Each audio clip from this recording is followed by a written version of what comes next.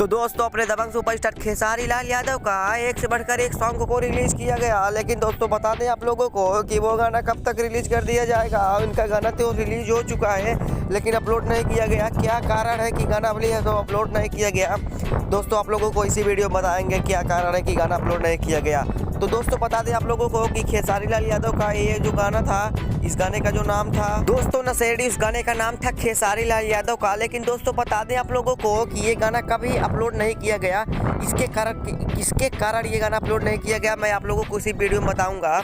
तो दोस्तों मैं बता दूं आप लोगों को कि ये जो गाना है खेसारी लाल यादव का नशेड़ी वाला जो गाना है, उस गाने को क्यों नहीं अपलोड किया गया। दोस्तों बता दें आप लोगों को कि जो अपने दबंग सुपरस्टार खेसारी लाल यादव का ये गाना था, इस गाने को तो बनाया गया था बहुत बढ़िया। लेकिन दोस्तों बता दें आप लोगों को कि ये जो गाना था खेसारी लाल यादव का, इस गाने पे हल्का सा कॉपीराइट आ गया था, म्यूजिक के जगह पर हल्का सा कॉपीराइट आ गया था। इसी के कारण खेसारी लाल यादव का ये गाना जो है रिलीज नहीं किया गया। लेकिन फाइनली ये गाना रिलीज कर दिया गया है।